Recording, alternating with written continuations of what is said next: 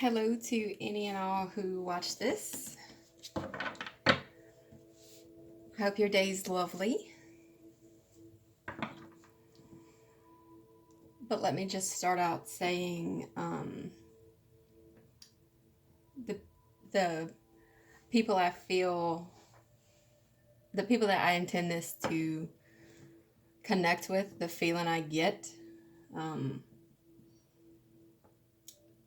it's like a searching coming out of the cave of healing, if you want to call it that. The people who feel that within themselves is who I hope to talk to today, or whenever you watch this, because there is most certainly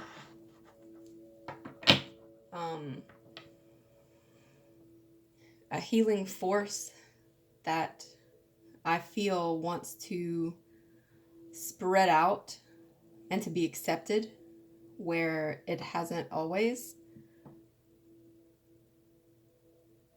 Almost like the counterweight to the rejection of the world. Yeah, so let's see the story that tarot tells, and hopefully it will resonate and spark some idea or a feeling that helps in some way.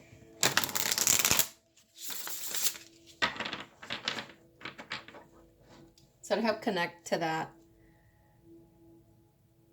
energy, we have the Fairy Tarot, and to connect to that, which is a problem, I feel like, we have the Zombie Tarot. One of my favorite decks, just because it has so much more depth than you would think.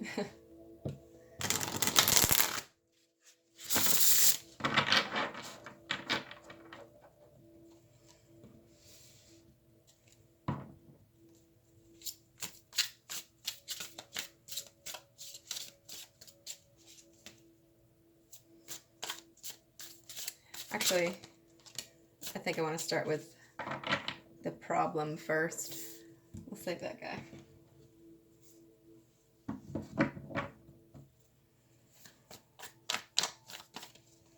And these are pre-shuffled. I was looking at these earlier, trying to decide if I wanted to do a video or not. Trying to get it right, you know? Trying to feel it out. The Seven of Hazards. In this deck, the hazards are pentacles, which makes sense because it's real world things.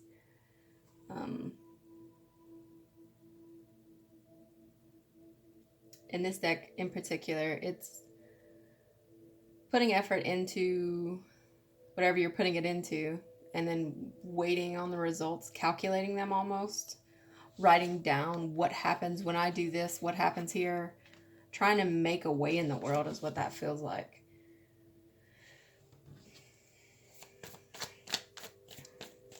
Almost like trying to micromanage. Well, if I do this, maybe I can do this. If I put forth this much money into this project, maybe it will yield this much. The kind of weighing up the weighing up the results. And this is the card of waiting for your ships to come in typical tarot imagery. This one, this is partly why I really love this deck, because there's these people inside this house, and they're all like gathered around the piano, and they're singing, having a birthday party, and then bam, this wand comes in, this ginormous bone, which is sometimes what it feels like when spirit calls to you in your normal everyday life. It can feel like I was in the middle of a party, we were singing, having a time, and then bam, you get this insight or whatever of people who are almost like the living dead. You know, this to me feels like an empath or somebody who has abilities like that, going about their daily lives, and then bam, they're hit by someone else's spiritual despair or a sense of hopelessness, of what is all this crap really for? What is it getting me?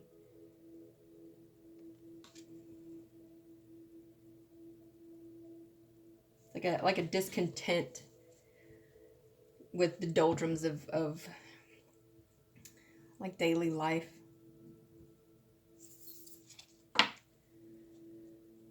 The three of summer, the three of cups.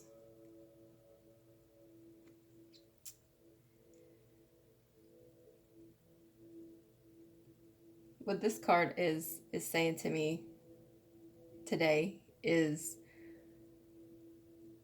in conjunction with these cards, it's almost like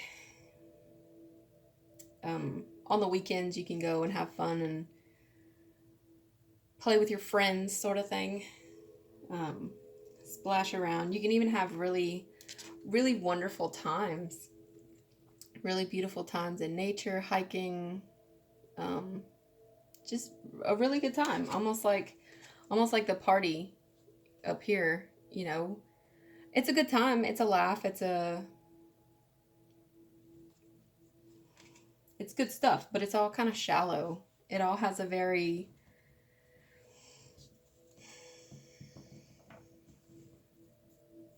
I don't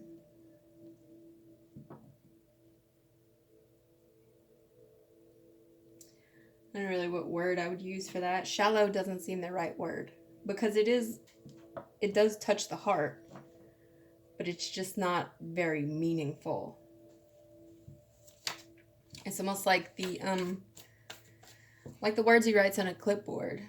Is he going to go back and review those? Is he going to redesign the experiment?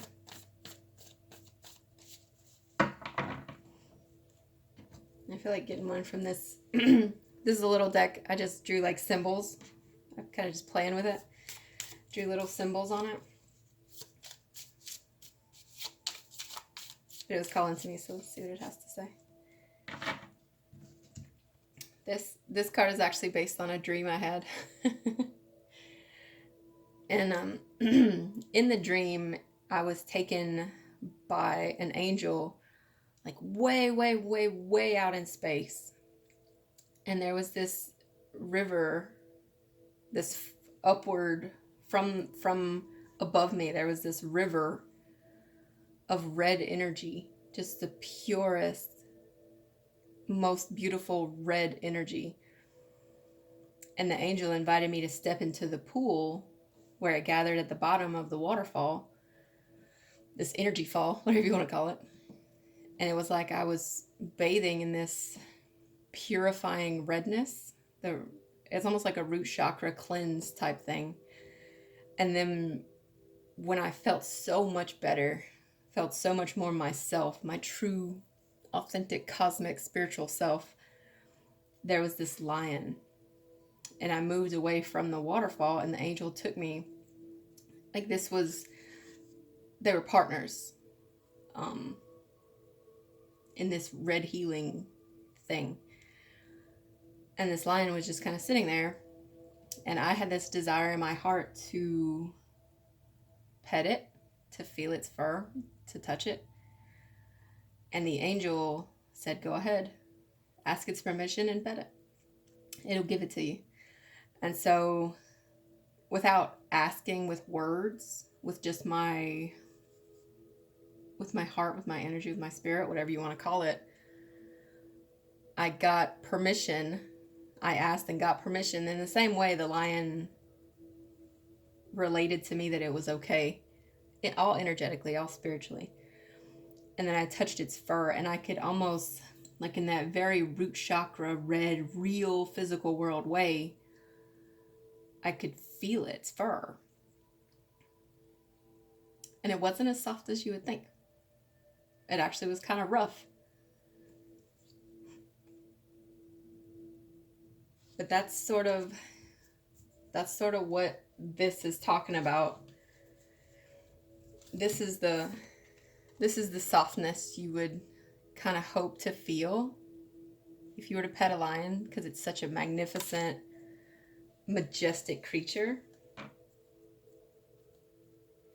But in the real world, it's messy. It's messy in the real world.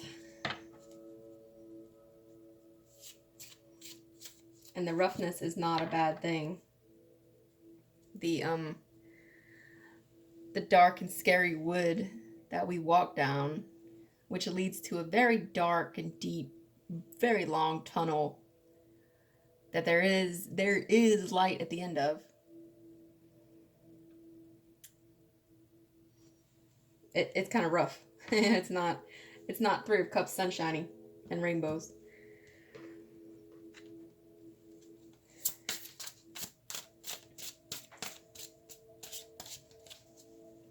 But there's some value to it.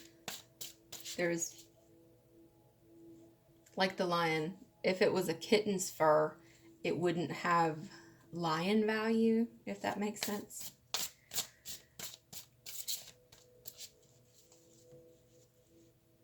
Like there's a certain joy, a certain comfort, a warmth that comes from kittens and their fur and the purring of them and all that, like sweet little baby stuff. It's soft and gentle. There's value to that for sure.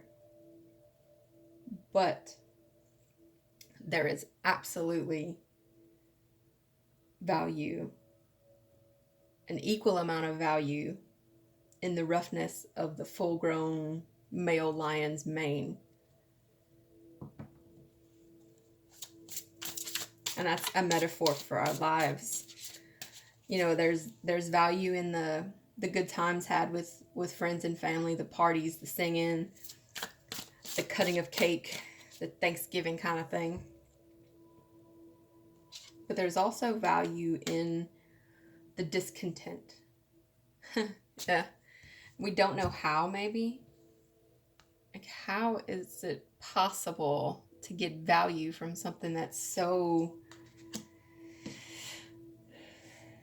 shadowy and hidden? What value could we possibly have? And the moon speaks of dreams. It's like the dream of healing in this red waterfall. It's almost like the healing of the damage done by the dystopia of our actual society, our actual culture. And I think I have to say here that, yes, there's value in believing in love and peace and compassion. Yes, be that way, by all means. But I don't think it serves anyone to turn a blind eye to the problems of our world. Like, does anybody get joy from paying rent and feeling stressed about where to get money for that? No. So there are problems. But therein lies the paradox. How do we fix it?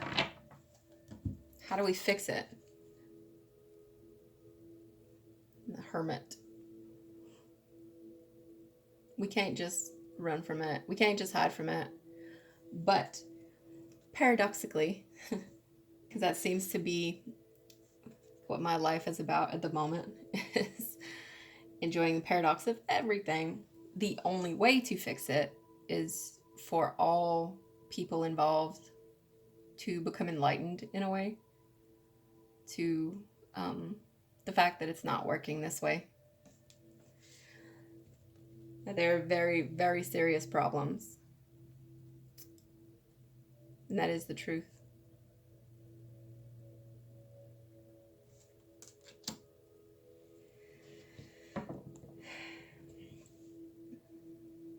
So we cannot fix it by stepping away from it and finding our own happiness, our own joy within. But at the same time, paradoxically, that's the only way to fix it, is if we all do that.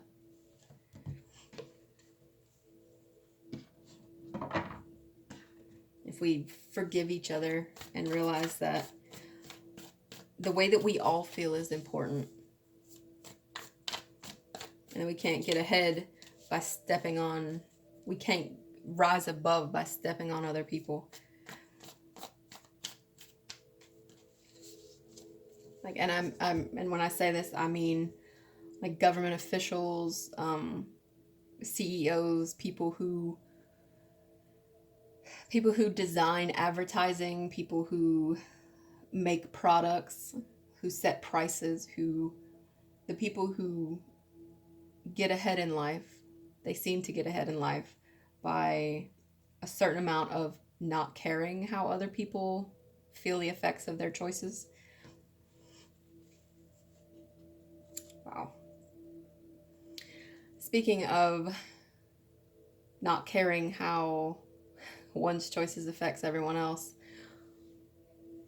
this to me speaks of like facing the truth, the karma, judgment day, whatever you want to call that whole thing. Of the truth is, if people, if people have made their way in the world by putting the burden on someone else consistently, when this person who, let's say, calls out to God, the universe, source, whatever you identify with, when this person is at their breaking point and calls on the guiding force of the universe, who is actually in control, when that person calls on that force, then the people who have put the burdens on them will feel the backlash of that, if that makes sense. It's almost like this is the embodiment of the manifestation, if you will, of what one sends out. See, like the little button, the fire button, somebody's pushing that. So the retaliation, the karmic return of that is like this bomb here. And this guy here has his back turned.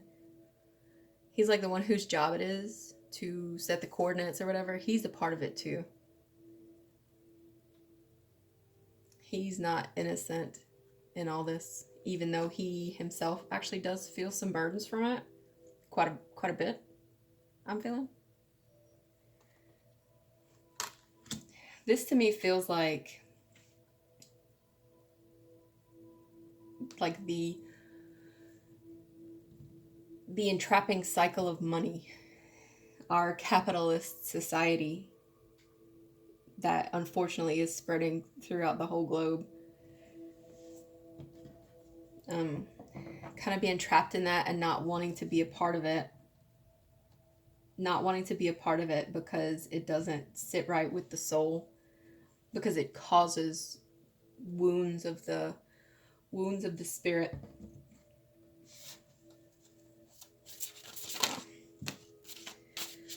Yeah. I think there is a seeking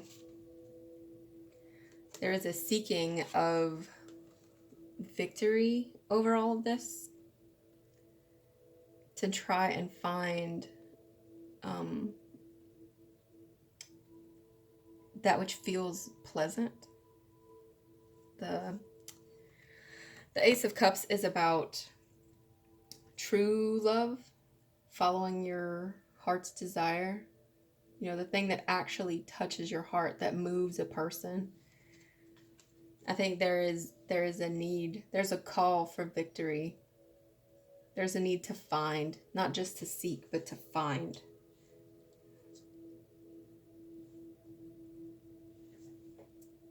And it's very much, this very much right here feels like the prayer of this person who's had the burdens of just everything, the burdens of carrying the system,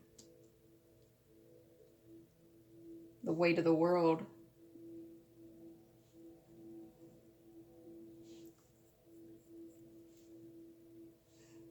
Yeah. The call has been sent out, it feels like.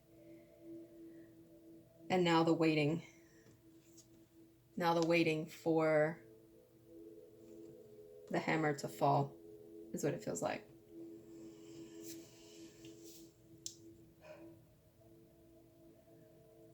The call to victory of love. Not just love, not in a light worker kind of way, but like a real genuine subconscious call to have spirit come and bang on your door in the midst of all these gathering results and crunching numbers and all that. I think there's a call sent out to have something more.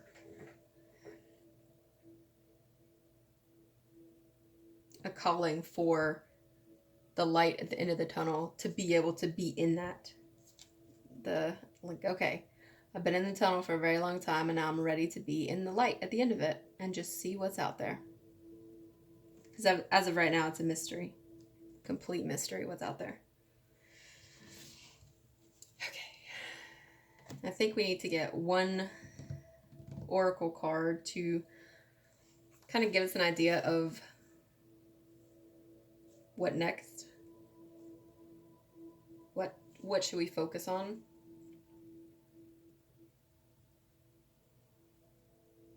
I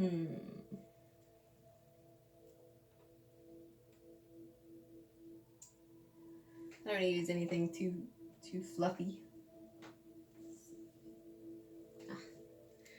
Power of Surrender cards. I can never remember who these are all by, but what is it that we need to surrender or surrender to in order to come all the way out of the tunnel into the light? Get one more.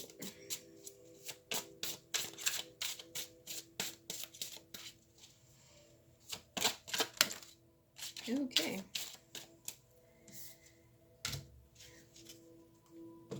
Okay, this one came out before I finished the question. Surrender your attachment to results. That speaks very, very closely to like how it's going to turn out. There is a plan. The formula for success is to do all you can to make things happen, then let go of the results. Holding on too tightly to a desired outcome can sabotage it. So, okay, this, the call has gone out. The call for victory, the call for the return of karma to the people who put the burdens on you. The call has gone out. Surrender the idea that you can fix someone. If anybody doesn't want to get on board with living at a place of actual joy and fulfillment, then you gotta let them reap the rewards of their own karma. Wow, that was a pretty clear message. You cannot hold on to the burden forever. And I don't have a clue how this is going to turn out, because this is like big picture type stuff. Surrender to setting limits. It's healthy to set boundaries in relationships. Practice expressing your needs, and remember that no is a complete sentence. What this reminds me of is setting a budget, like a monetary budget. If the economic climate as of right now, there are a lot of people struggling to find the balance between being able to pay all of the bills that need to be paid, but yet still have enough to have fun. It's almost like only certain people get that. So it's okay to, and this is something that I need to know too. It is okay to not have the money to do stuff. It's okay. As much as it kind of sucks and causes this turmoil, it's okay to not have that, to not be okay. Yeah. Surrender to what is. It's okay to not be able to. It's okay. The way that the system is right now, the forces in control of the universe, they know. They know. And they know the struggles of everyday people who want it to be different, who want the world to be fixed, and to not be so focused on results, profits, things that you can measure. Flow with what is instead of fighting it. When you can't change a situation, compassionately accepting it exactly as it is will bring you peace. That goes back to the hermit. The only way to actually fix this problematic system is to focus on you. Whatever has to be done, as hard as it is,